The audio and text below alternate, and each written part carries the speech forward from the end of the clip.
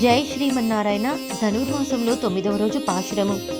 తూమణి మాడత్తు చుత్తుం విளக்கெரிய தூபம் கமலத்து இளனை மேல் கண் வளரும் மாமான் மகளே மணிக்கதவன் தாழ்த்திரவாய் மாமீர் அவளை எழுப்பிரோ உன்மகள்தான் ஊமையோ அன்றிச் செவிடோ அனந்தலோ ஏமப்பெருந்து இல் மந்திரப்பட்டாளோ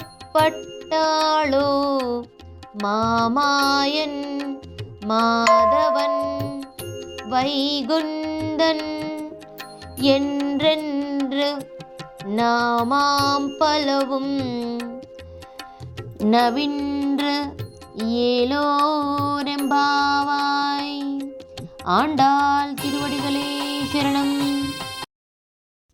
తాత్పర్యము: దోషములు లేని శుద్ధ మాణిక్యములు పొదగబడి నిర్మించిన మేడ దాని చుట్టూ ప్రకాశించినట్లు దీపములు వెలుగుచుండగా విలాసమును సూచించు అగరు ధూపములు ఘుమఘుమలాడుచుండగా ఆ శ్రీకృష్ణుడు కావాలంటే రాక ఏమి చేస్తాడని ఉపేక్షచే సర్వలక్షణోపేతమైన హంసతూలికా తల్పంపై నిద్రించు ఓ మామగారి కూతురా, కాంతి వల్ల గుర్తు తెలియకయున్న నీ మాణిక్య ఖచ్చితమైన తలుపు యొక్క గడియను తెరువుమా.